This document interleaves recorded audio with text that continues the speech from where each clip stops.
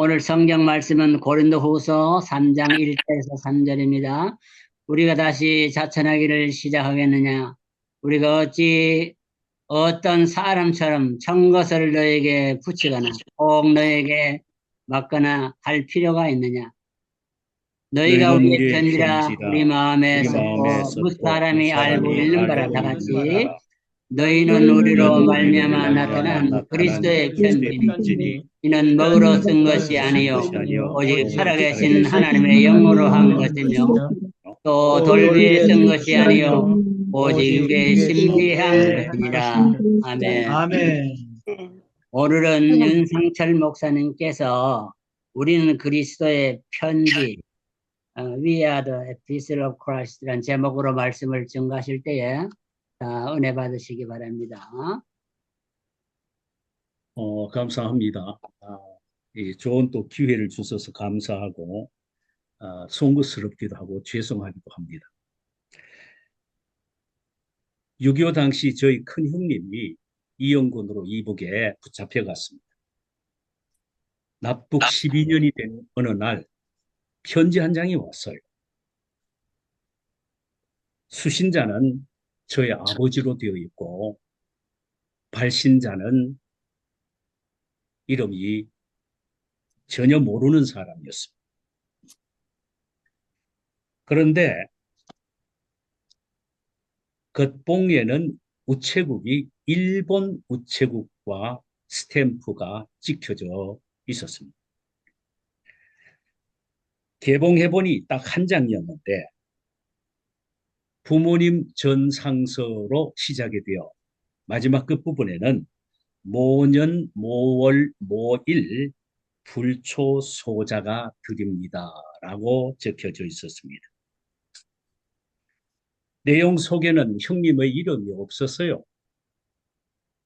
그죠? 집 앞 감나무에는 아직도 감이 많이 열리는지요. 건너 산 중턱에 있는 두 그루의 밤나무에는 아직도 밤이 많이 열리는지요. 늘 아프셨던 할머니의 허리는 좀 어떠신지요. 이것이 전부였습니다. 형님은 그것을 통하여 자신이 아버지의 아들임을 나타내 보였던 것입니다. 그 전까지는 형이 죽은 줄로만 알았던 아버님이 이 편지를 받고 난 이후부터는 생기가 돌았습니다. 살아 있다는 사실을 확신하셨던 것입니다.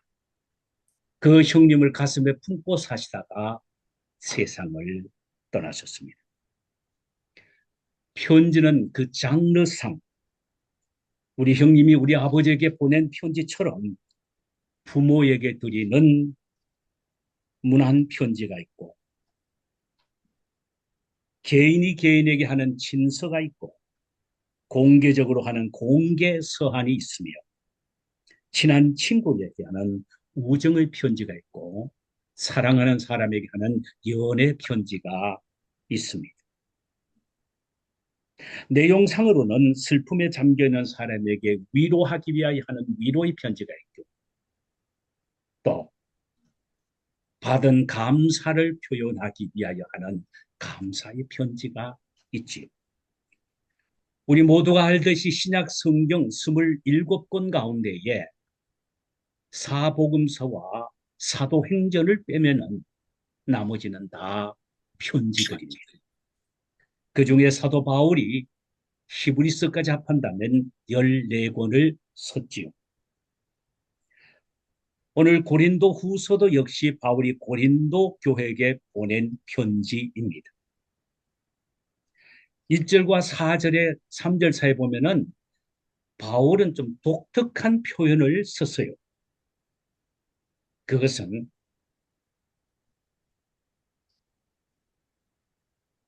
너희가 우리의 편지다.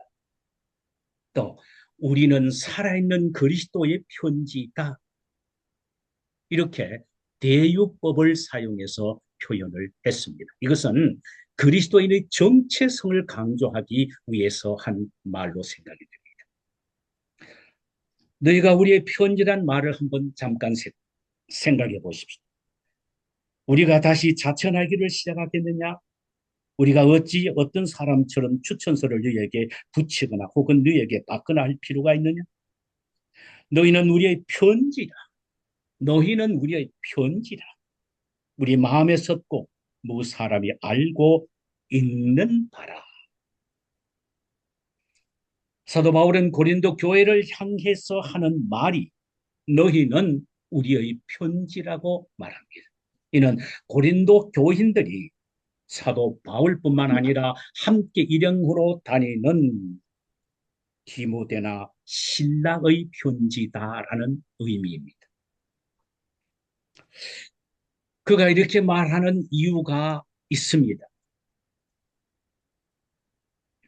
사도 바울 선생은 2차 전도 여행 때에 고린도 지방에 가서 복음을 전하여 힘든 가운데 고린도 교회를 세웁니다. 교회가 아름답게 성장하는 것을 보고 그는 이제 복음을 전하러 딴 지역으로 갔는데 그 첫 번째 지역이 바로 빌립보입니다. 그가 빌립보에서 고린도 교회에 대한 소식을 듣게 됩니다. 슬픈 소식이었습니다. 거짓 스승 곧 율법주의자들이 유대로부터 와서 이 고린도 교회 교인들에게 이신칭의의 교리를 빼앗아버리고 오직 율법을 지킴으로 구원을 받는다는 행위 언약을 강조하고 있다는 사실입니다. 그 이야기를 들은 고린도 성도들은 온통 아수라장이 되어버리고 맙니다. 거짓 스승들은 고린도 교회에 침투한 후에 고린도 교인들이 머릿속에 깊이 박혀있는 이신칭에 대한 교리를 제거하기 위하여 그 복음을 증거한 사도 바울을 비난하고 공략하기를 시작합니다. 두 가지 측면이 있어요.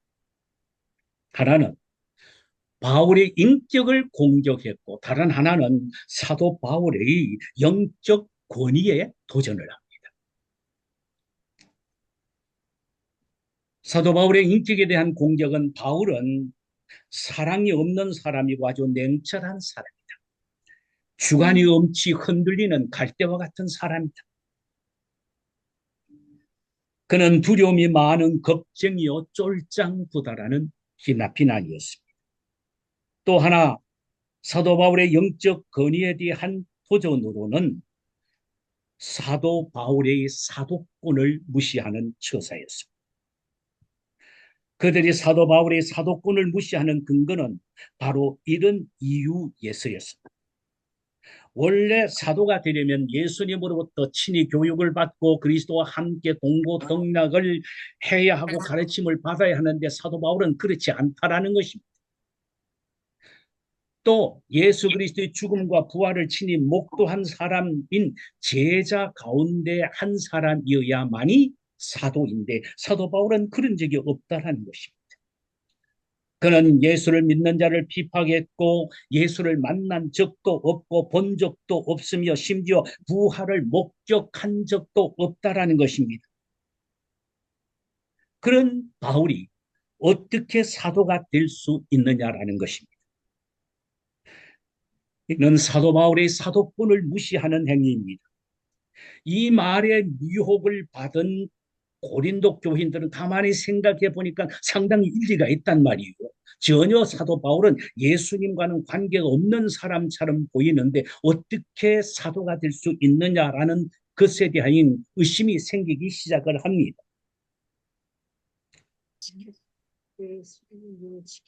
그러니까 그럴 수도 있다라고 고린도 교인들을 오해를 하니까 영적으로 혼탁하기 시작하니까 온통 교회는 아수라장이 되어버리고 마는 것입니다. 그래서 바울은 자기가 정말로 그리스도의 사도라는 사실을 강조하면서 변론하기를 시작합니다. 물론 사도 바울은 자신의 인격에 대한 공격에 대한 이런 방구를 하지 않습니다. 왜? 자신의 인격은 너무나도 부족함을 스스로 알기 때문에, 그래서 자신의 인격에 대한 공격은 전혀 받아들이지 않고 반문하지도 않고 오직 자신이 사도성만을 강조합니다. 왜냐하면 사도성이 옹호되지 않으면 사도 바울이 증거한 복음도 다 거짓으로 판명이 되기 때문입니다.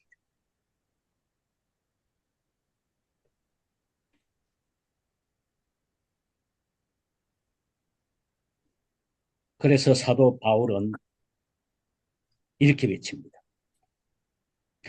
내가 하나님으로부터 세움을 받은 사도라는 사실을 주장하기 위하여 어떠한 선거서를 너희에게 가져올 수도 있으나 그럴 필요가 없다라는 것입니다.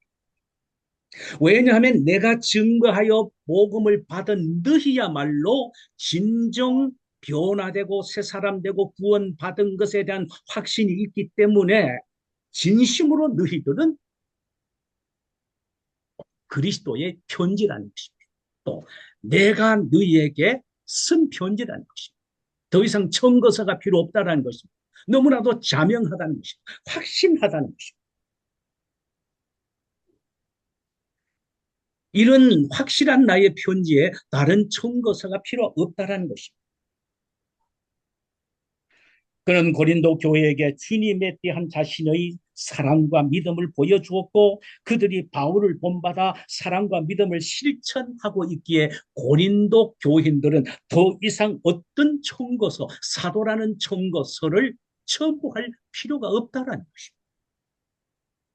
아동심리학자들에 의하면요, 아이들은 자세히 관찰해 보면은 그의 말과 행동과 습관이 다 부모의 모습을 따라서 행한다는 것입니다. 그래서 우리가 알지 않습니까? 어린 아이들은 부모의 걸어가는 뒷모습을 보면서 배운다고 말이에요.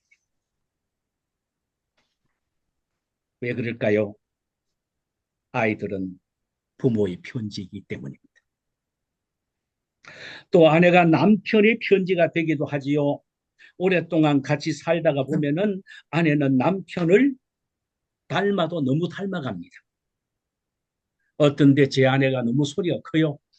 그래서 당신 왜 그렇게 소리가 크냐 하면은 내가 경상도 남자하고 살아서 그렇다고. 말이 맞는 말이 틀린 말은 아닙니다. 그러면서 아내는 나의 편지인 것입니다. 영적인 면에서도 마찬가지입니다. 때로 성도는 목회자가 세상을 향하여 보여주는 목회자의 편지라고 할 수 있습니다. 이를테면 성도가 가정과 사회에서 신앙인의 삶을 사는 것을 다른 사람이 볼 때에 저 교회 목사가 저런 사람이구나, 또 저 사람을 보니까 저 교회는 저런 교회이구나라고 생각하게 된다는 말씀입니다. 성도의 말과 행동과 인격을 통하여 목사의 인격과 교회의 수준이 드러난다는 것이죠. 왜냐하면 성도는 다른 사람에게 보여지는 목사의 편지이고 목사가 섬기는 교회의 편지이기 때문입니다.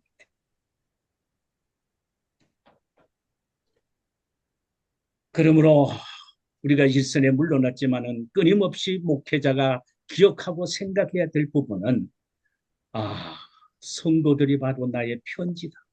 내가 저들에게 어떻게 가르치고 어떻게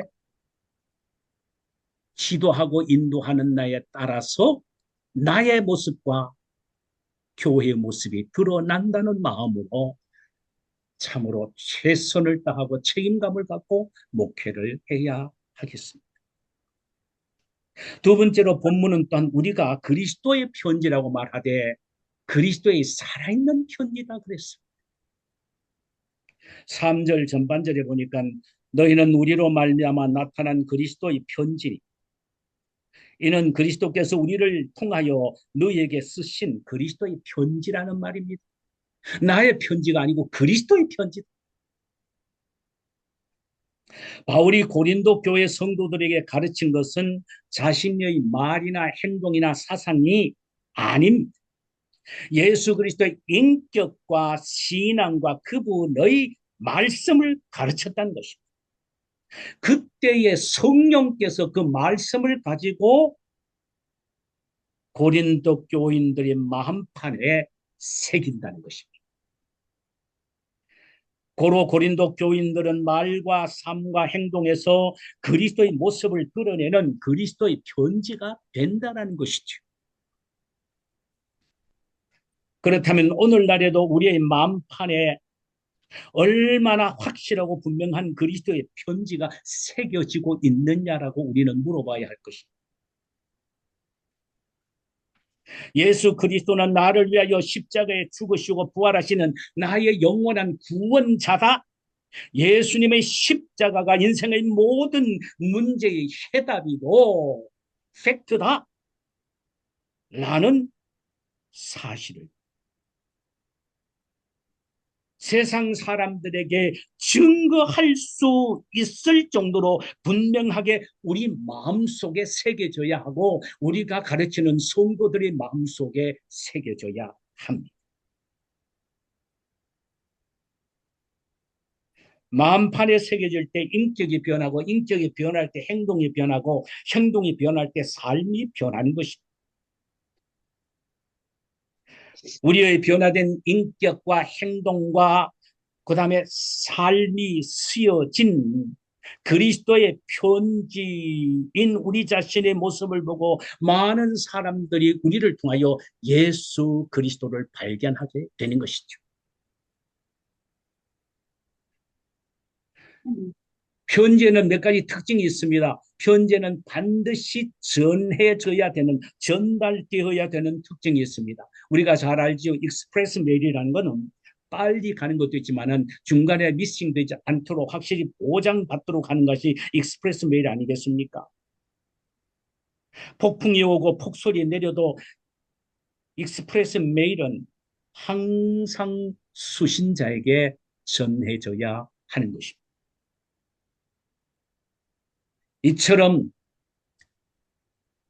우리의 입에서 나오는 말과 우리가 행동하는 행동에서 표현되어진 그리스도의 편지가 우리를 통하여 신속하게 전달되어야 합니다. 세상 사람들에게 전해져야 하고 믿지 않는 사람들에게 전해져야 합니다.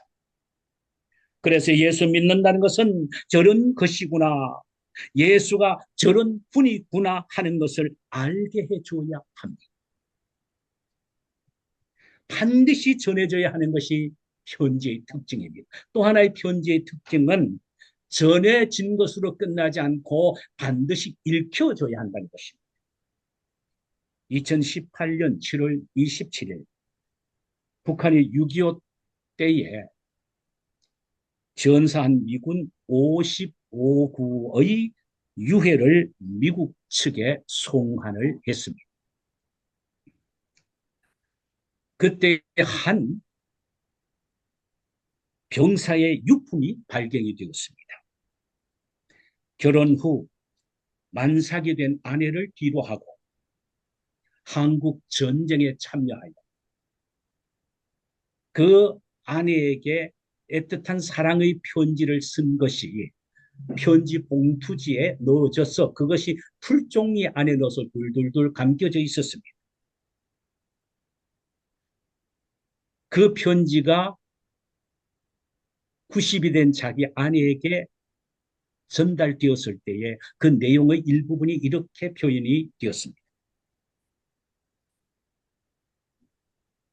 여보, 곧 아기를 출산할 당신 곁에 있지 못해서 미안해요. 지금쯤 아기를 낳았겠구려. 만약 내가 돌아가지 못한다면 아기를 훌륭한 군인으로 키워 주시오. 이 편지를 보내지 못한 채 그는 전사했습니다. 유해가 미국에 송환되면서 그 편지를 이망인에게 수소문해서 전해졌습니다. 90이 넘은 아내가 빛바랜 편지를 들고 이렇게 말을 했답니다. 이 편지를 그때 내가 받아서 바로 읽었더라면 남편의 말대로 아내를 군인으로 만들었을 텐데 그 편지를 잊지 못해서 아들을 변호사로 만들었다라고 했답니다. 편지는 전해져야 하고 읽혀져야 합니다. 만약 전해지지 않거나 전해졌다 하더라도 읽혀지지 않는다면은 그 편지는 아무 의미가 없을 것입니다. 읽혀지더라도 그 내용이 파악이 되고 그 순분의 감정과 생각이 그대로 또 표현이 되고 감격할 수가 있어야 합니다. 우리 그리스도인들은 성령께서 그리스도의 뜻을 우리 마음판에 새겨 놓은 그리스도의 편지들입니다.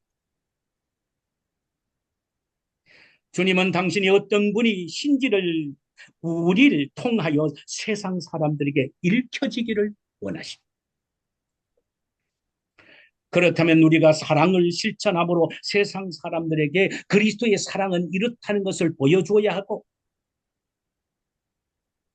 우리가 희생을 실천함으로 그리스도의 희생이 얼마나 위대한지를 세상 사람들에게 친히 보여줘야 합니다.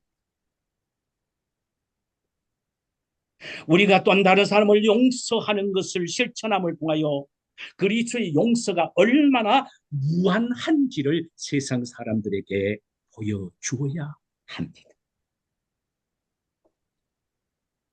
그렇다면 우리는 아름다운 그리스도의 편지가 되어 떳떳하게 다른 사람들에게 보여줄 수 있어야 합니다. 어디로 가든지 그리스도의 편지인 우리를 통하여 그리스도가 나타나고 그리스도가 보여지며 그리스도가 증거되어야 한다는 말씀이 옳습니다. 우리를 보는 사람마다 그리스도의 편지를 읽고 기쁨과 즐거움과 생의 맛과 행복을 느낄 수 있게 해줘야 한다는 말씀이 옳습니다. 이런 말이 있습니다. 누구든지 위대한 그리스도인을 만난 다음에야 진정한 그리스도인이 될 수 있다. 누구든 예수를 잘 믿는 사람을 만나야 비로소 세상에 저런 그리스도인도 있구나, 나도 예수 믿어 저 사람과 같이 되어야 하겠다라는 도전을 줄 수가 있다라는 것입니다. 우리 모두는 그리스도의 편지입니다. 나를 보고 우리 주변에 있는 사람들이 그리스도를 발견하고 그리스도에게 돌아오게 해야 합니다. 마지막 하나는 이 편지는 마음판에 새겨져야 한다는 사실. 3절, 너희는 우리로 말미암아 나타난 그리스도의 편지니 이는 먹으로 쓴 것이 아니요 오직 살아계신 하나님의 영으로 쓴 것이며 또 돌판에 쓴 것이 아니요 오직 육의 마음판에 쓴 것이라. 우리에게 쓰여진 그리스도의 편지는 지워지는 먹으로 쓴 것이 아니고 지워지지 않는 영으로 쓴 것입니다. 깨어지고 부서지는 돌판에 새긴 것이 아니라 심디에 새겨지는 것입니다. 우리의 머리에 그저 새겨지는 것이 아니고 우리 가슴판 중심에 마음의 판에 새겨져야 하는 것입니다. 그러므로 우리는 하나님의 말씀을 듣거나 읽을 때에 성령의 도우심을 감구하면서 그 말씀을 듣고 읽어야 합니다. 그리고 성령께서 친히 역사하심을 믿고 말씀을 대해야 합니다. 영으로 받아들이는 사람은 말씀 한마디 한마디를 아멘으로 받아들이게 될 것이며 성령께서 마음판에다가 한 말씀 한 말씀을 아름답게 새기기 시작할 것입니다.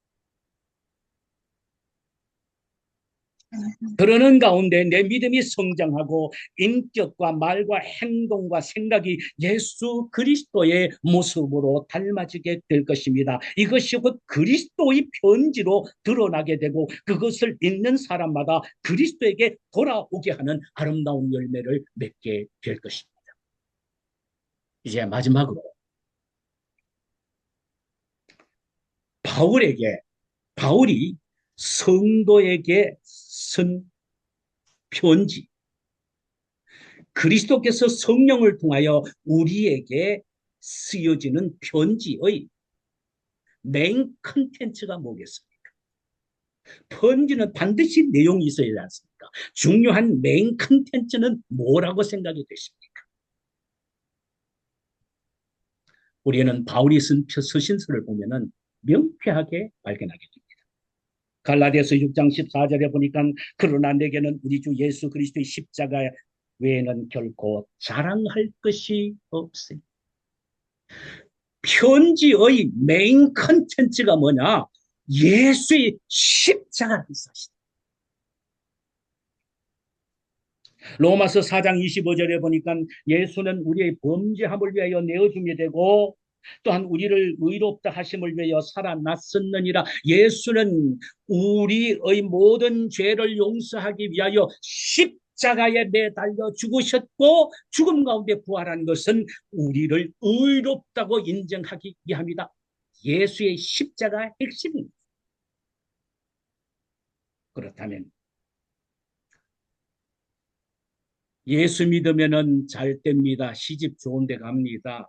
자식 잘 됩니다. 부자 됩니다. 라는 말은 틀리는 말은 아닙니다만 절대로 맞는 말도 아닙니다.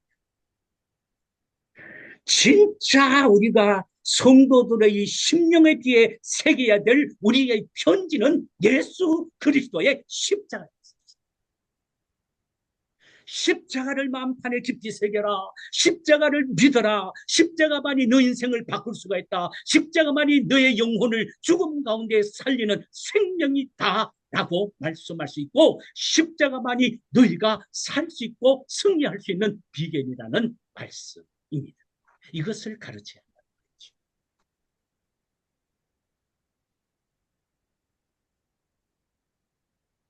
오늘날 우리 심령 속에 오직 우리 주님께서 성령으로 쓰기를 원하시는 편지가 뭐냐? 십자가예요.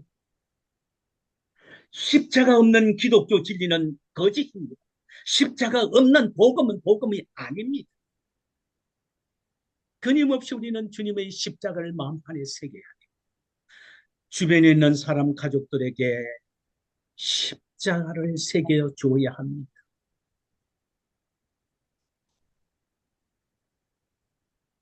십자가가 빠진 복음은 가짜입니다. 복음이 아니고 거짓 복음이죠.